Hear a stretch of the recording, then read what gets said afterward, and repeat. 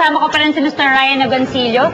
At ngayon naman, ipagluluto ko siya ng aking Wagyu steak. Naku, maraming nag-aabang nito. Maraming nag-aabang. Inaabangan mo, inaabangan ng mga televiewers. Kanina pa ako nasa-stress kasi, syempre, of course, they wanna try Wagyu steak. Kung hindi alam ng mga nanonood sa atin, yung mga televiewers natin. Oh, what's the big deal with Wagyu? Yeah, kaya ito inaabangan dito. It's a very expensive kind of beef. Kasi ito, yung Wagyu, it originally came from Japan. Okay. It was imported to America. Sobrang lasa ng meat niya. Saka sobrang lambot.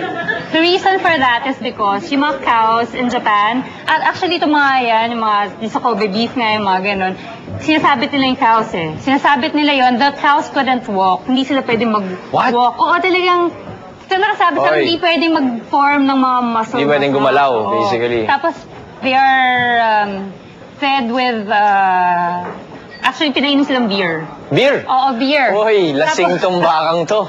At saka Tama, Wagyu. Yeah. Kaya naman pala yun, no? Kaya ganun siya kamay, tapos pinapainom silang beer, tapos minamasahe yan everyday, para sobrang lambot talaga. So all we have to do is just season it with some pepper. Okay. Okay. And some salt. So what I'm gonna do is, yeah, it's seasoned already. Okay. I'll just heat our pan with some olive oil. Just a little bit of olive oil. While waiting for our pan, ininit ko lang ating chicken stock because we're gonna be using that for the sauce. Okay. We're just gonna make a very simple sauce. So, okay. Ready? Lagyan na natin. Dapat mainit na mainit. Ayan. Yan, let's see, I'll just turn it. Ah. See? Actually, this one is good already. Actually, kung sitcom to, may marinig yung Okay, let's just let it rest first. Nabuhayan yung set, oh. Pakuluin muna natin siya ng konti. Meron ako ditong potatoes na pinaboil ko na mash na siya. So we're just gonna add some heavy cream. Okay. Let's just mix this together. And then I have here spinach, which is roughly chopped already. Binlanched to kanina. Okay na to. Set aside ko na. Okay, we'll go back to our sauce. Okay, our sauce. So we already have here the chicken stock na kanina pinakuluan ko. And we have here yung pan where I pan-seared the steak. Okay. I will be using the fat from this. Pero I'll just take out a little, May ko lang yung akin stock dyan. Chicken stock. And then we could add in our red wine. Actually, when it's red wine sauce, the consistency is supposed to be porry siya. Medyo dapat malabnaw. So I'm just gonna put a little bit of salt to bring out the flavor. Salt lang, you don't need to put pepper. And then I'm gonna take it off the heat. So you put it off heat na.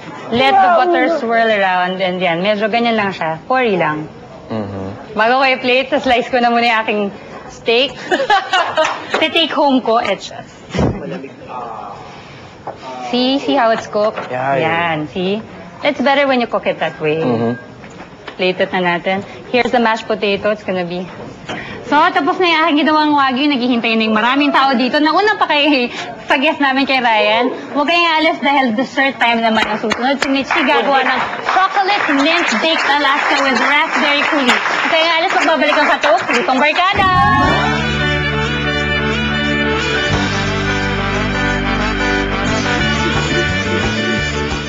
Eto na, tikiman na to ng Wagyu na niluto ni Chef Rosebud.